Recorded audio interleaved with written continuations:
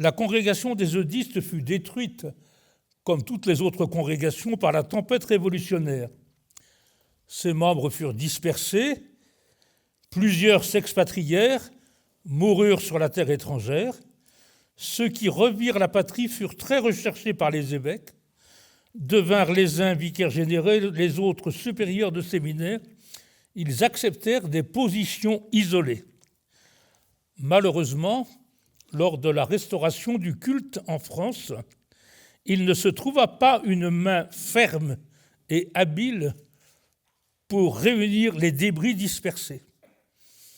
Ce ne fut qu'en 1826 que Pierre-Charles Toussaint Blanchat, prêtre du diocèse de Coutances et alors proviseur du collège royal de la même ville, recteur de l'académie depuis 1822, fit appel aux anciens eudistes qui se trouvaient à Caen, à Bayeux, à Coutances, à Avranches et à Sées.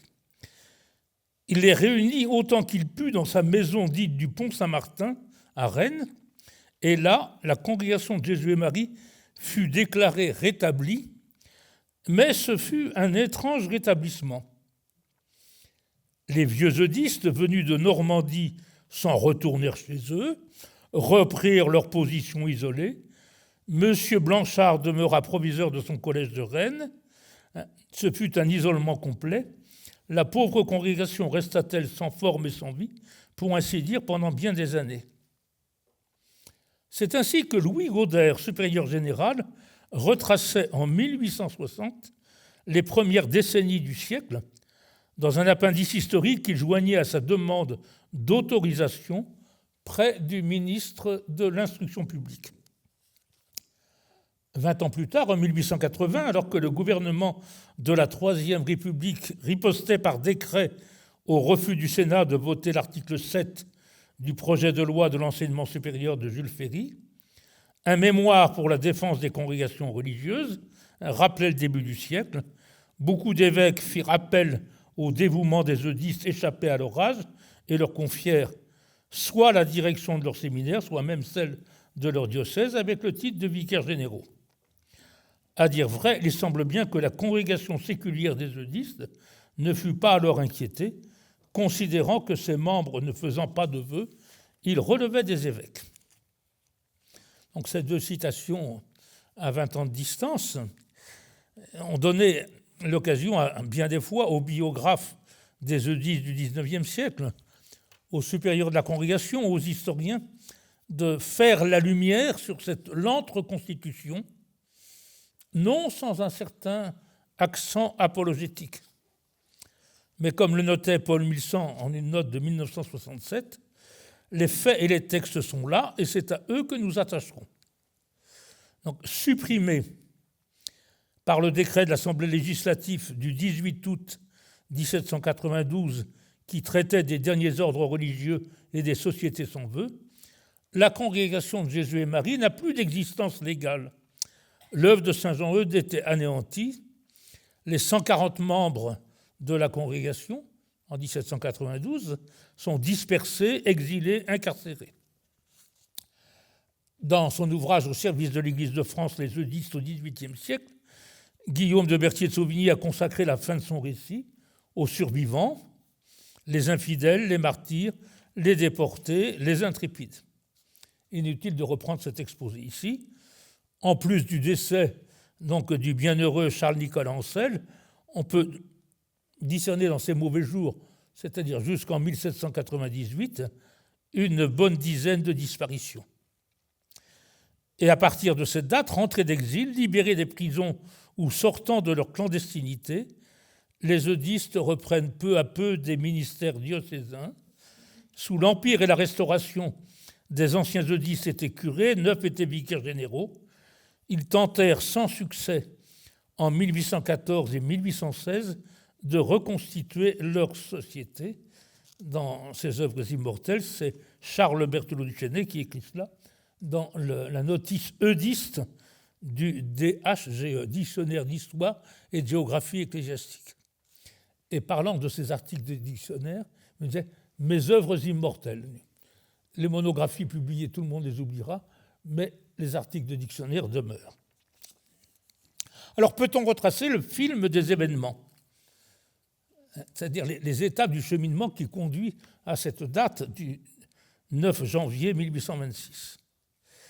Donc, avant même le concordat de 1801, M. Guérard Pierre Noël, dernier supérieur du petit séminaire de la Garlière, dans la Manche, rentre en Normandie. Et pour regrouper ses confrères eudistes, il achète une maison près de la Délivrande. Il la revendra quelques années plus tard, découragé de ne pouvoir aboutir. Mais Paul Milsan affirme, il sera l'un des plus acharnés à reprendre sans cesse ses efforts jusqu'à la Restauration de 1826. Et il prépare un de ses neveux ou petits cousins, Jean-Baptiste Guérard, à être membre de la première équipe. Rappelons-nous que, en rétablissant la paix religieuse par le concordat de 1801, le premier consul avait mis la main sur l'Église de France, qui va contribuer à asseoir son pouvoir absolu.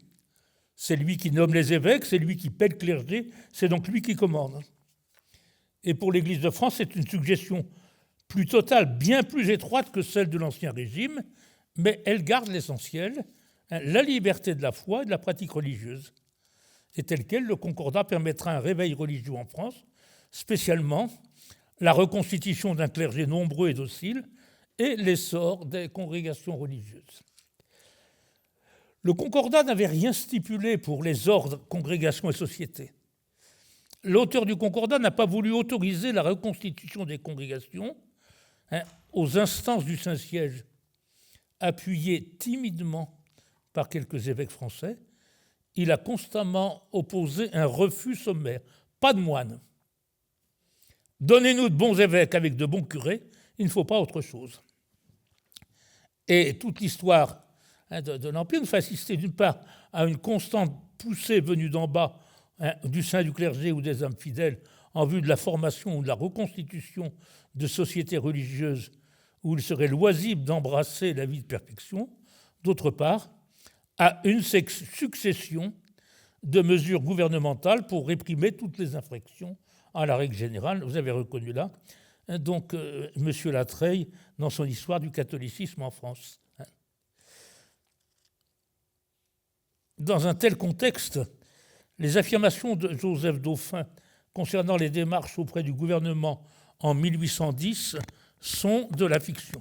J'ai vu, donc, attribuées à M. Beaumont, j'ai vu qu'ils étaient reprises à son compte par Gerardo Velázquez Morales, dans son petit essai « Ils avaient foi en leur étoile, les eudistes, au XIXe siècle », mais c'est de la fiction. Les recherches du père Racapé, notamment sur les personnages en cause dans cette tentative telle qu'elle est relatée par Dauphin, dit « Monsieur d'Ambray, chancelier de l'Empire en 1810, conseiller général de la Seine-Inférieure en 1802, Charles-Henri d'Ambray, donc 1760-1829, n'a accepté aucune fonction sous l'Empire. Il est chancelier de France du 13 mai 1814 au 19 mars 1815, puis par intérim de 1816 à 1817. Donc nous laissons de côté cette tentative de 1810. Donc le 20 avril 1814, Napoléon, nanti d'une pension de 2 millions, part pour l'île d'Elbe.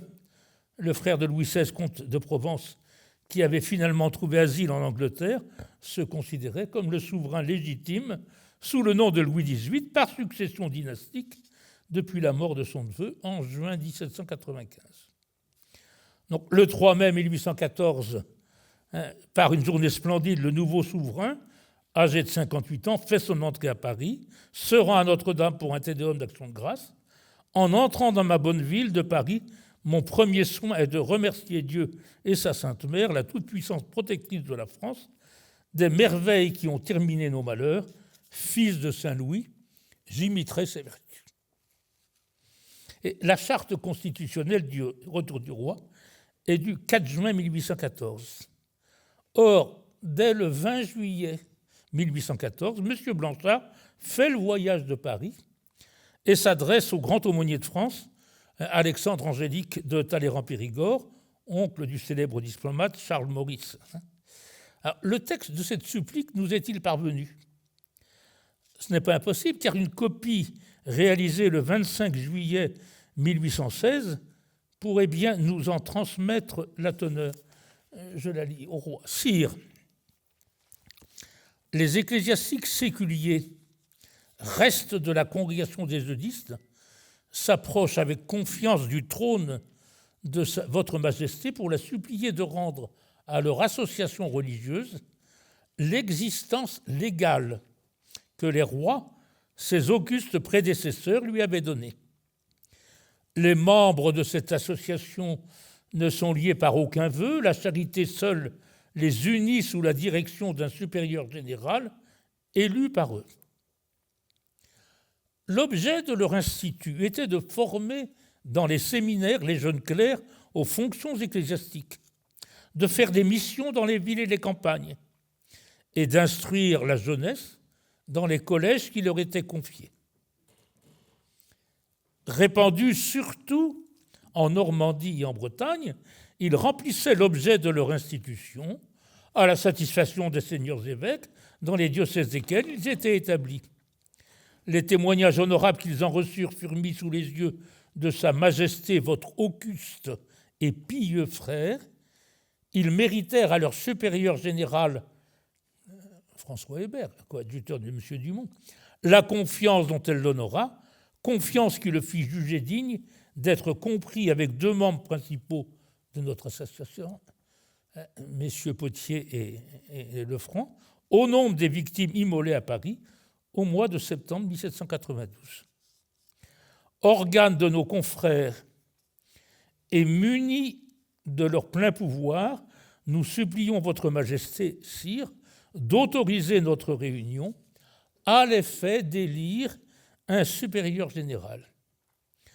Nous ne cesserons d'adresser au souverain arbitre de toutes choses nos saints sacrifices et nos prières pour l'accomplissement des vœux et des pieux desseins que votre Majesté forme pour le bonheur spirituel et temporel de ses sujets. Nous sommes de votre Majesté, sire, les très humbles, très obéissants et très fidèles serviteurs et sujets, les prêtres de la congrégation des eudistes, Blanchard, supérieur du petit séminaire de Rennes, Beaumont, ancien professeur de théologie au séminaire de Rennes, Hervé, ancien supérieur du séminaire de Senlis. Et il semble que M. Blanchard avait joint à Saint-Supplice la requête d'autres congrégations, car le grand aumônier, donc Angélique Alexandre de Terran-Périgord, lui fait cette réponse le 22 juillet. « J'applaudis, monsieur, à votre zèle pour le rétablissement des diverses congrégations dont vous me parlez, et à celui dont témoignent toutes les personnes qui le composent pour se consacrer à tant de bonnes œuvres qui étaient l'objet de leur institution. Je le seconderai de tout mon cœur quand le moment sera favorable. » Ce rétablissement, en effet, ne peut être que l'effet d'une mesure générale. Espérons que la divine providence comblera un jour tous nos vœux. Comme le disait hier soir M. Provost, donc, réponse dilatoire, il n'y eut pas de mesure générale. Les missionnaires bénéficiaires, dans les années qui allaient suivre, de mesures favorables. D'abord les Lazaristes, le 3 février 1816, les missions étrangères, le 2 mars 1815, et nos frères spiritains, ici présents dans cette salle, donc le 3 février 1816, en sachant que ces mesures en faveur des missionnaires visaient tout autant à contrecarrer l'influence de l'Angleterre outre-mer qu'à une reconnaissance de leur vocation propre. Et ces mesures n'ont pas empêché l'extraordinaire éclosion religieuse et missionnaire de 1800 jusqu'à la fin du siècle. Donc, Pierre-Noël Guérard œuvrait dans le diocèse de Bayeux et il espérait que l'évêque, Monseigneur Brault, de 1802 à 1823, confierait à un des professeurs eudistes son séminaire, notamment à M. Beaumont, le supériorat de l'institution. Or, devant l'échec des essais de reconstitution en 1815 et le manque de sujets disponibles, Monseigneur Brault confiait son séminaire à la compagnie de Saint-Sulpice. Dans sa thèse publiée en 1997, « Reconstruire l'Église après la Révolution, le diocèse de Bayeux sous l'épiscopat de Monseigneur Brault », l'évêque désire nommer un supérieur de qualité. Il se tourne naturellement vers les eudisses qui tenaient les séminaires de Caen et de Lisieux avant la Révolution et dont plusieurs membres vivent encore dans le diocèse. Toutefois, ces prêtres sont dispersés et se sont reconvertis dans le ministère paroissial. Ils déclinent l'invitation de l'évêque. Brault insiste et nomme Martin, ancien supérieur du grand séminaire de Lisieux, qui s'était exilé en Angleterre et vit à Caen depuis la conclusion. Donc Durozier est nommé en 1808. Beaumont consentit à le seconder en enseignant la théologie. Et en 1815, donc, la compagnie de Saint-Sulpice prend la relève de Durozier.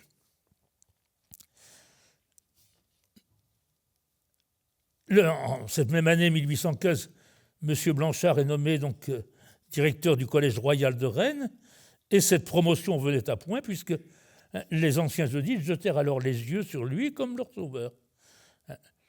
Claude Le Roussel de Vaucelles, ancien supérieur du séminaire d'Évreux, désormais vicaire général et curé de Saint-Aurin, s'impatientait devant les difficultés. Mais concrètement, c'est le supérieur du séminaire des missions étrangères, M. Langlois, qui semble être le point de départ d'une nouvelle démarche auprès du gouvernement. Donc, 1814, première démarche de M. Blanchard. 1816, on commence donc une assez forte effervescence. Vous voyez la lettre de Langlois à M. Blanchard. Je suis un peu honteux d'avoir attendu jusqu'à ce moment à vous témoigner le contentement que j'ai éprouvé en apprenant que vous étiez placé à la tête du collège et ma sincère reconnaissance pour les attentions que vous avez pour mon neveu. En vous félicitant de tout mon cœur de ce choix que l'on a fait de vous pour présider à l'éducation de la jeunesse dans la ville de Rennes, je félicite encore davantage toute la ville en général et en particulier les parents des enfants qui sont sous votre conduite et ces enfants eux-mêmes, car l'honneur et les autres avantages que vous retirez de cette place sont joints à une grande charge pour vous. Je laisse de côté. Et dans le post-scriptum de cette lettre du 26 janvier 1816, l'intérêt que je prends à votre congrégation, à votre personne, me détermine à vous envoyer ma lettre par la poste pour vous faire savoir qu'on s'occupe du rétablissement des congrégations ecclésiastiques. C'est le moment d'agir. Vos occupations ne vous permettent sans doute pas de venir vous-même, mais ce sera à propos que M. Beucher ou quelqu'un d'autre de vos messieurs fit le voyage de Paris. Quelle fut la réponse de M. Blanchard? Nous ne la connaissons pas. Nous pouvons la supposer simplement par une autre lettre de M. Langlois, donc un directeur du séminaire des missions étrangères, à Monseigneur de Talleyrand-Périgord, donc grand aumônier de France. Monsieur, je n'ai pas voulu répondre à votre lettre avant d'avoir quelque chose à vous annoncer de ce que vous avez écrit à Monseigneur le grand aumônier. Je n'en ai rien pu savoir qu'aujourd'hui. C'est l'abbé de Quilin qui est maintenant secrétaire de la grande aumônerie. Bien. Voilà. Quand les diocèses seront réorganisés et pourvus de pasteurs, il y aura des évêques qui vous donneront leur séminaire.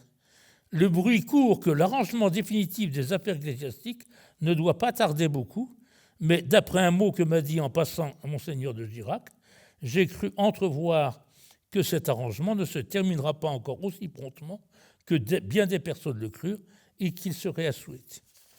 Donc je laisse toute cette documentation qui est très intéressante, qui montre quand même une véritable effervescence. Et tout le monde se met chacun de son côté donc à essayer de presser le mouvement. C'est donc le vicaire général d'Évreux, Le Roussel de Vaucelles, qui écrit le 22 février à M. Blanchard. Monsieur est très honoré confrère. Monsieur est honoré confrère.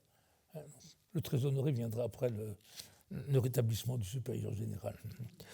J'apprends avec bien de la douleur la mort de notre cher et honorable monsieur Tessier, écarté de l'administration du diocèse de Rennes par Monseigneur Héroc, mort à l'hôpital général de Rennes le 9 février. Ainsi s'en vont les meilleurs appuis de notre congrégation. Quel dommage, dites-vous, que notre évêque de Rennes ne savait pas. Ajoutons, quelle calamité.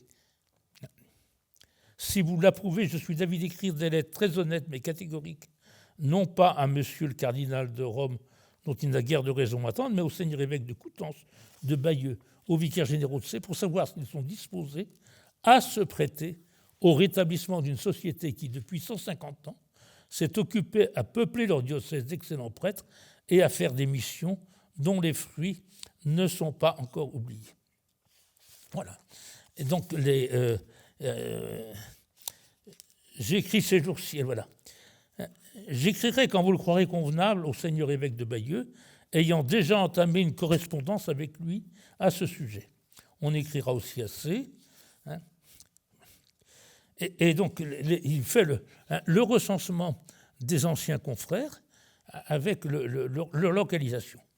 Donc, Le Roussel contacte par lui-même quelques confrères, il écrit et il demande à M. Blanchard, dès 1816, de convoquer une assemblée générale. Mais donc cela ne se fera pas. Alors, il écrit, il se déplace aussi. Donc, il vient à Paris où il loge au séminaire des missions étrangères, comme en témoigne une lettre du mois d'août de 1816 de M. Langlois. Lorsque je reçus la lettre dont m'avait honoré, M. Le Roussel n'était plus ici. Il est inutile de vous dire pour quel motif. Il n'aura pas manqué de vous en instruire. M. Le Roussel me fit part du dessein qu'il avait de vous engager à profiter de vos vacances pour faire le voyage de Paris. C'est-à-dire que tout le monde, dans cette année 1816, se presse auprès des différentes médiations du gouvernement en essayant de mobiliser au plus. Alors, un document qui est très intéressant, c'est la supplique qu'ils vont faire. Vous savez que les sulpiciens, eux, venaient d'avoir plus de chance, puisque avant même la signature du concordat, M. Emery avait reconstitué le séminaire de Saint-Sulpice et celui de Lyon. En 1810, il envoya des sulpiciens dans 10 autres séminaires. Il avait dû refuser beaucoup d'autres offres hors de sujet. Mais soupçonné par la police impériale d'être trop favorable au pape, la compagnie est chassée du séminaire de Paris en 1810, puis dissoute, mais elle se reconstitue dès la chute de l'Empire en 1814 et fut autorisée par une ordonnance de Louis XVIII du 3 avril 1816. Donc vous avez là-dessus l'histoire d'un dynamisme missionnaire de M. Molac et puis la reprise, les travaux de Jean Leflon sur M. Emery, donc paru de 1944 à 1947, et puis les deux forts volumes de M. Pitot, sur Un prêtre sous la Révolution et l'Empire, Jacques-André Emery, et puis les séminaires de Saint-Sulpice au XIXe siècle, qui sont parus ces dernières années. Voilà donc la lettre, la supplique que M. Le Roussel soumet à l'approbation de ses confrères, à Sa Majesté Louis XVIII, roi de France et de Navarre. Sire, les anciens membres de la société ou congrégation séculière, dite des prêtres eudistes, établie en 1656, ça devait être l'approbation, par le révérend père Eudes, frère de l'historiographe de France, Eudes de Mézeray, et confirmée par lettre patente de Sa Majesté en 1666, 1680 et 1688, ont eu l'honneur de présenter à votre Majesté une supplique pour demander leur rétablissement et la remise en possession de leurs anciennes maisons et biens non aliénés.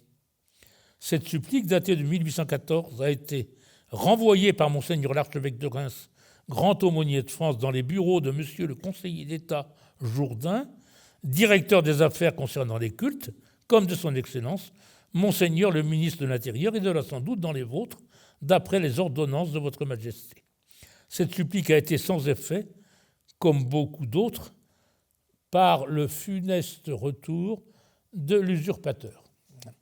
Une manière très délicate de parler des 100 jours.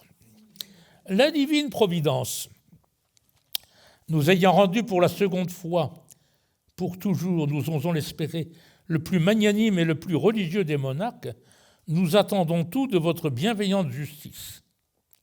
Cette congrégation, qui avait 22 séminaires et collèges en Normandie, en Bretagne et ailleurs, a rempli l'objet de son institution à la satisfaction des seigneurs évêques. Ces prélats lui en donnèrent en 1795 des témoignages authentiques qui furent remis sous les yeux du roi, auguste et religieux frère de votre Majesté. Ces témoignages honorables ont été scellés avec le sang de M. Hébert, confesseur du roi martyr supérieur général, de M. Potier, supérieur du séminaire de Rouen, et de M. Lefranc, supérieur du séminaire de Coutances, et de plusieurs autres membres de cette congrégation, immolés à Paris le 2 septembre 1792. Il existe encore, grâce au ciel, sire, un assez grand nombre de membres de l'Institut des Eudistes pour lui redonner la vie et la rendre à sa destination. Organe de nos confrères, nous supplions votre Majesté d'autoriser notre réunion le plus tôt possible à Caen ou à Valognes en Normandie, à l'effet d'élire un supérieur général et un coadjuteur. L'expérience de M. Dumont et de son coadjuteur François Hébert avait été restée dans la mémoire, et ordonner que cette congrégation séculière, ainsi réorganisée, rentre en jouissance et possession des biens et des maisons qui lui appartenaient et qui n'ont pas été vendus. Nous avons l'honneur d'être sire avec un profond respect. Or, la demande de M. Le Roussel ne concernait donc pas seulement le rétablissement de la congrégation, avec l'élection d'un général et d'un coadjuteur, mais aussi la restitution des biens et maisons. Or, cette dernière demande avait très peu de chances d'aboutir. Les bons amis rencontrés au séminaire des missions étrangères le détournèrent de faire sa demande dans cette forme, lui conseillèrent d'attendre un peu, et ils estimaient que la revendication des biens serait un obstacle à la faveur sollicitée. Donc une certaine effervescence régnait donc dans le diocèse de Coutances, aussi bien pour les missions que pour le séminaire à Valognes, avec la nomination de M. Blanchard à Rennes à la tête du Collège royal. Donc on crut alors le moment de reprendre, donc, à la fin de 1816, une nouvelle initiative. Donc ils écrirent, Blanchard, Beaumont et Le Roussel écrivirent à leurs confrères dont la résidence était connue pour leur demander s'ils agréaient que l'on travaillât au rétablissement de la congrégation et de les prier de désigner 3 députés pour s'en occuper. Or, vous voyez, l'initiative échappe désormais au seul M. Le Roussel, vicaire général d'Évreux, et cela semble un soulagement, y compris au jugement de M. Beaumont. Vous voyez, parce qu'on trouve que le Roussel, en revendiquant la rentrée en possession des maisons et biens, est allé trop loin. Vous voyez, Beaumont répond à Blanchard, je vous réponds sur le champ au milieu des embarras de la veille d'une fête, c'est-à-dire à la hâte. Ce ne sont plus des tentatives hasardeuses et téméraires qu'on nous propose. M. Dirac vous parle comme il y a 2 ans. Aussi, je me réunis à vous dans la difficulté de faire le voyage de Paris. Je vais écrire à nos confrères du Cotentin et du Calvados. Répondez-moi au reçu de ma lettre et convenons du jour ou l'endroit où nous rencontrerons à Paris. Car vous êtes le chef de la députation, nommément désigné par M. Dirac. Je rappelle, Monseigneur Barreau Dirac, donc l'évêque réfractaire de Rennes et qui, au retour de son exil en Pologne, est retiré à Paris. Je n'accepterai pas le choix que vous voulez bien faire de moi si vous ne deviez pas vous y trouver et qu'il fallut rentrer dans les vues de M. Le Roussel. Elles ne seraient peut-être pas les miennes. Voilà, donc, oui, cet échange de correspondance montre bien qu'on se, comment dirais-je, on s'agite beaucoup en ce moment-là. Voilà. Alors, la supplique, finalement, qui est amendée et établie, avec la liste des signataires autour desquels elle était présentée, donc, en la fête de Saint-Louis, le 25 août. La congrégation des eudistes composée d'ecclésiastiques, vivant en communauté, unis par la charité, sans l'être par aucun vœu, fut instituée en 1643 par Jean Eudes, prêtre, frère de Mézeray, historiographe de France, pour former les jeunes clercs aux fonctions ecclésiastiques, faire des missions dans les villes et les campagnes, et instruire la jeunesse dans les collèges qui leur seraient confiés. Vous voyez donc les trois fins de la congrégation telles qu'on les énonce en ce début du XIXe siècle. Répandue dans un grand nombre de diocèses, surtout en Normandie et en Bretagne, sous le gouvernement d'un supérieur général, elle a rempli sa mission. Bien. On rappelle le témoignage des évêques. On rappelle le martyre de nos frères, puis la providence divine qui s'est servie pour rétablir le trône et l'autel des moyens mêmes que leurs ennemis avaient mis en usage pour les détruire, a conservé un assez grand nombre de membres de l'Institut pour lui redonner vie et le rendre à sa destination dans les diocèses où les eudistes avaient des établissements, dont le plus grand nombre n'a pas été vendu. Donc, organe de nos confrères, nous supplions votre Majesté d'autoriser notre réunion à l'effet d'élire un supérieur général et un coadjuteur. De votre Majesté, les très humbles, très obéissants et très fidèles serviteurs. Or, voici donc les prêtres de la congrégation de Jésus et Marie qui sont nommés. C'est intéressant d'ailleurs de voir la liste et les fonctions. Hervé, ancien supérieur du séminaire de Senlis. Le Roussel, ancien supérieur du séminaire d'Évreux. Langevin, ancien supérieur du séminaire de C. Oriard, ancien séminaire du séminaire de Blois. Villeroy, ancien directeur au séminaire de C. Blanchard, ancien supérieur du petit séminaire de Rennes. Beauchère, ancien professeur de théologie à Rouen. Beaumont, ancien professeur de théologie au séminaire de Rennes. Laniel, ancien professeur de théologie au séminaire de Senlis. Vielle, ancien professeur de théologie au séminaire de Coutances. David, ancien directeur du séminaire de Dole. Gobail, ancien professeur de théologie à C. Guettier, ancien professeur de théologie au séminaire d'Avranches. Hébert, ancien directeur du séminaire de Senlis. Marie, ancien directeur du séminaire de Dole. Boinet, ancien professeur de théologie au séminaire de Blois. Cardet, ancien directeur du séminaire de Rennes. Hébert, ancien directeur du séminaire de Caen, donc un autre Hébert, l'un à Senlis, l'autre à Caen. Bosvy, ancien supérieur de théologie à Caen, ancien professeur de théologie à Caen. Guérard, ancien supérieur des missions du séminaire de la Garlière, celui dont nous avons parlé dès le début.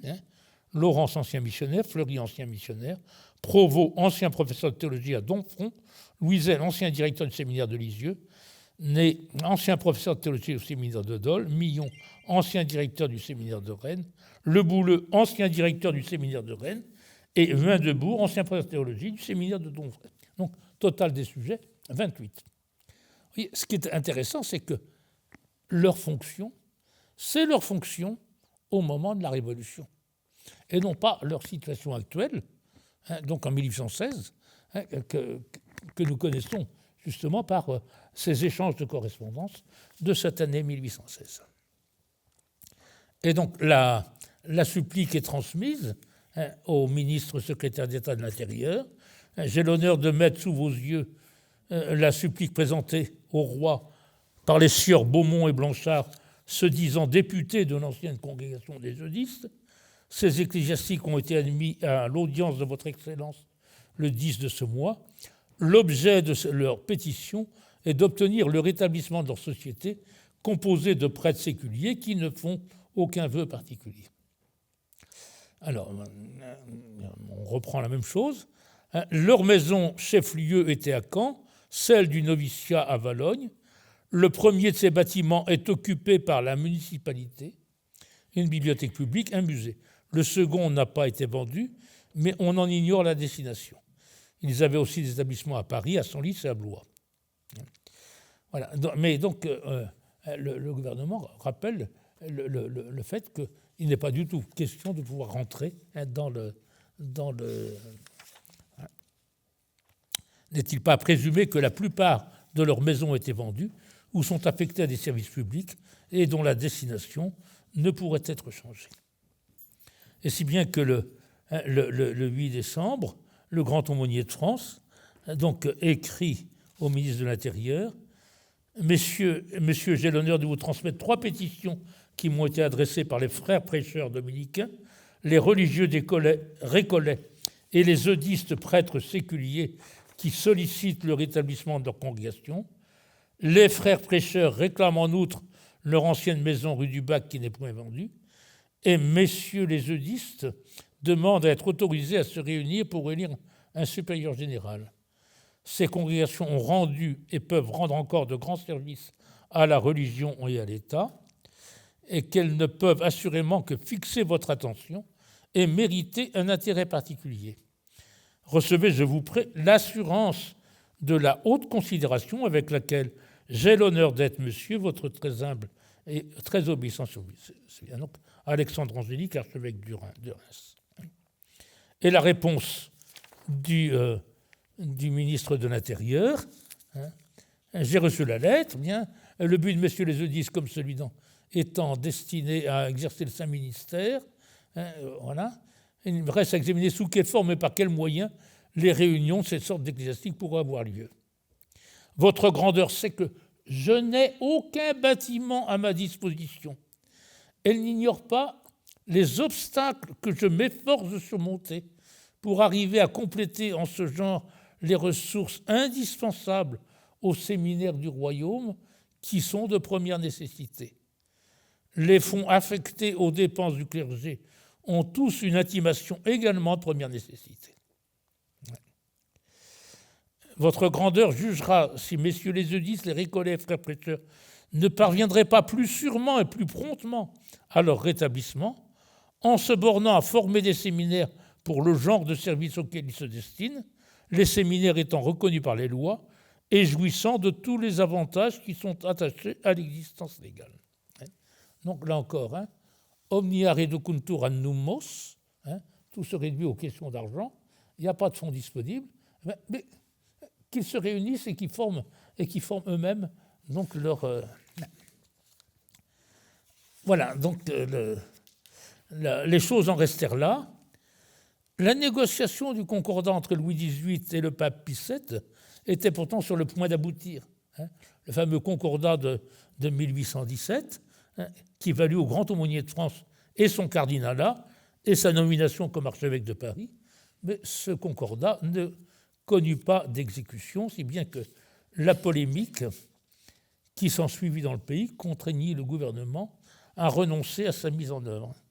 Là-dessus, donc, nous avons le travail d'Antoine Roquette, le concordat de 1817, Louis XVII face à Pie VII, donc publié en 2010, et puis la thèse de 2007 de Dominique Rode, le concordat de 1817, les raisons historiques d'un échec, une thèse de droit canonique que m'a aimablement communiqué l'auteur, qui est donc chancelier au diocèse d'Évry, Corbeil-Essonnes. Donc 2 ans plus tard, en 1818, on peut dire que c'est la 4e étape de ce cheminement, une initiative d'un député du Calvados, qui est évoquée donc dans une correspondance de M. Beaumont avec M. Blanchard. Vous savez sans doute que je viens d'envoyer une démissoire au jeune Beaumont résidant chez M. de la Motte-Vauvert. Voilà. Il m'a paru indispensable de donner connaissance à M. Roussel des bonnes dispositions de Monseigneur de Saussol pour le rétablissement de notre congrégation. Le 2 est sans doute de trop. Là encore, c'est le père Acapé qui m'a aidé à supprimer la particule. Un Saussol nommé évêque de C en 1817, sacré en 1819. mais justement sur l'ajout des particules nobiliaires dans l'épiscopat français concordataire, M. Boudon, le spécialiste de cette histoire, a des notes assez savoureuses. Donc, faites-moi la grâce de me dire où réside M. Gobaye et Boisnet, nos chers confrères, le nom du supérieur du séminaire du Mans, que l'on dit est un de nos confrères, comme M. Bazin, supérieur du séminaire de C. Voilà, donc cette démarche de 1818 n'aura pas plus de succès. Alors, c'est finalement en Bretagne que va renaître l'espoir en 1822, puisque le nouvel évêque de Rennes qu'a évoqué hier M. Prouveau, M. Charles Manet, donc, qui fait nommer le directeur du collège royal, donc, M. Blanchard, comme recteur de l'Académie. Et c'est le ministre de l'université qui est un sulpicien, un Tréchinou, évêque titulaire d'Herpolis Magna, donc, sacré le 11 juin 1822, qui 2 ans plus tard sera ministre des Affaires ecclésiastiques et de l'instruction publique jusqu'en 1827. La nomination du supérieur du séminaire de Rennes comme évêque de Nevers va susciter un événement absolument inattendu. C'est-à-dire la nomination de celui qui est recteur de l'Académie comme supérieur du grand séminaire. Il semble bien qu'il y ait eu une fronde de la part de messieurs les directeurs du grand séminaire et que cette nomination a été assez vite rapportée. Alors, on a évoqué aussi hier la réunion des missionnaires diocésains donc chargés du séminaire de Saint-Main, et avec le projet de réunir justement ces 2 assemblées dans une même congrégation. Voilà. Et M. Blanchard écrit à ce moment-là à Louis de la Morinière, qu'il a envoyé donc à Paris faire ses études au séminaire Saint-Sulpice sous la direction éclairée de M. Maulevaux. Nous préviendrons le bon et digne prélat de nos intentions. Je ne doute pas qu'il vous nomme par la suite directeur d'un des séminaires. Il sera alors plus facile d'arriver à notre but. Voilà.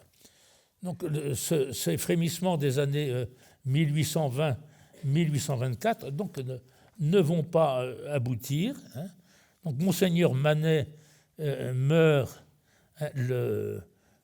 peu de temps avant l'ordination presbytérale de Monsieur Louis, le 5 décembre 1824, et le successeur donc, de Monseigneur Manet, Monseigneur de Lesquen, fait appel à Jean-Marie de la Manet pour la direction d'un séminaire, d'une congrégation destinée aux séminaires et aux missions.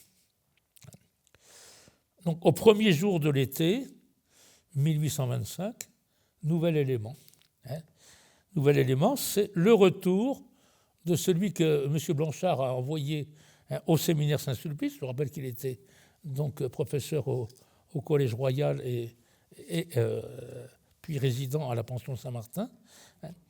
Donc, à la rentrée des classes, M. Louis reprend sa chaire de rhétorique au Collège Royal et en même temps la direction du Pont Saint-Martin, qui comptait alors 118 élèves.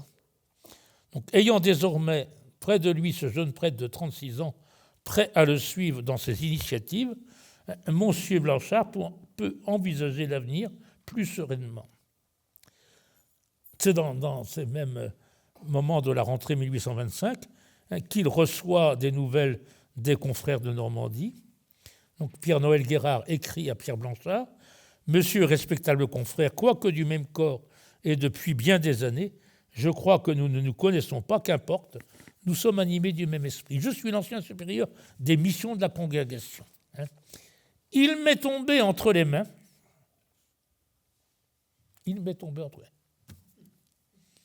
1500 francs de rente, une terre de Prémandebourg, diocèse de Coutances, que je voudrais affecter aux missions de la congrégation, mais elle n'est pas rétablie. Nous avons formé le projet, messieurs Beaumont, Hébert et Cardet, et d'autres anciens confrères de mission à travailler à cette bonne œuvre. nous avons envoyé à Paris un député faire les démarches convenables auprès de son Excellence le ministre des Affaires ecclésiastiques. C'est un jeune ecclésiastique qui a travaillé avec fruit aux missions du pays, qui a de la science, il a 30 ans. Nous l'avons reçu membre de notre corps autant que nous pouvions le recevoir. Il m'écrit donc de Paris que l'autorisation du rétablissement de notre congrégation ne soumettra aucune difficulté si nous pouvons présenter un établissement formé de fait. Voudriez-vous, c'est-à-dire reconstituez-vous et après demandez la reconnaissance. Vous sentez bien, voudriez-vous nous permettre de citer le vôtre comme un établissement formé par vous comme membre de la congrégation? Vous sentez que cela ne vous engage en rien. J'attends votre réponse dans les plus brefs délais. Nous avons présenté au gouvernement pour notre part que M. Fleury, ancien missionnaire demeurant à Coudeville près de Granville, comme étant plus à partie d'un autre de gouverner le petit troupeau. J'ai l'honneur de vous assurer du profond respect avec lequel je suis, très vénérable confrère, votre très humble et obéissant serviteur, Guérard, curé de Hautot. Donc les formules, vous voyez que les formules de politesse varient assez peu à travers les siècles. Et c'est sans doute heureux. Donc le jeune ecclésiastique trentenaire en question n'est autre que celui dont on a parlé dès le début, Jean-Baptiste Guérard, sur lequel le deuxième courrier devait livrer des positions. Donc voilà un petit peu cette effervescence à la rentrée 1825. Et donc, le père Blanchard donc, passe alors à l'action.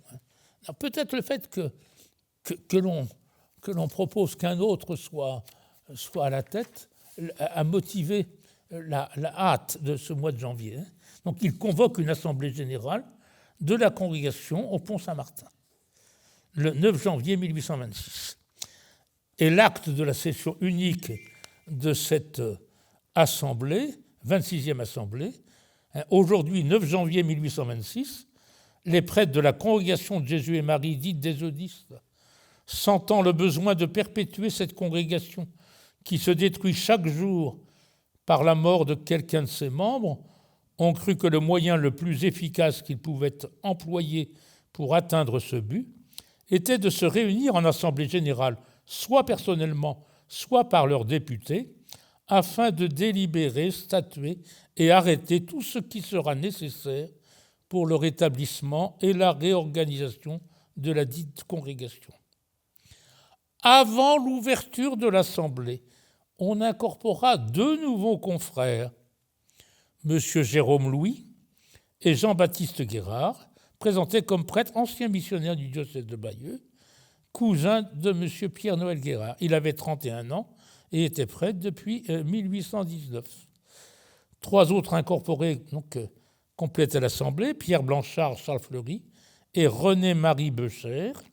Les dits Fleury et Guérard, munis en leur qualité de députés, des pouvoirs de leurs confrères de Caen, Bayeux, Coutances, Avranches, et notamment de Pierre-Noël Guérard, Jean-Marie Lequetier, Jean-François Cadet, Thomas Bovy, Michel Beaumont, Jacques David, Jean Hébert et Guillaume Ness, et de plusieurs autres dont le vœu est bien présumé. C'est-à-dire qu'il y a 8 qui ont donné leur procuration aux 3 qui se réunissent, plus les 2 incorporés, et puis d'autres qui n'ont pas dit non, mais qui n'ont pas donné de procuration formelle. Les membres de l'Assemblée ont arrêté d'abord qu'ils ne voteront point par scrutin, mais de vive voix, connaissant assez leurs sentiments réciproques pour être sûrs que leur suffrage serait libre. On élit donc M. Blanchard comme supérieur général, M. Fleury comme son coadjuteur, munis chacun d'un conseil de 3 membres. On demanda la communication de l'acte de l'Assemblée à chacun des confrères autant que possible, et on pria le supérieur général de solliciter en temps opportun le rétablissement légal de la congrégation. On statua de maintenir les constitutions dans leur intégrité, avec concession de dispense du noviciat et du temps de probation au jugement de M. le supérieur général pendant 3 ans. on délibéra même déjà, avec prudence, sur le col du costume clérical, rabat blanc ou clérical. Et sur cette très délicate question, même encore aujourd'hui, M. Branchot, dans Politesse et contenance ecclésiastique, aux pages 68-70, a donné des précisions, et surtout, M. Trichet, dans sa thèse, Le costume du clergé, ses origines et solutions, c'est son évolution en France d'après les règlements de l'Église, donc paru en 1986, aux pages 167-192. Je ne doute pas que vous allez vous y précipiter pour avoir les renseignements nécessaires.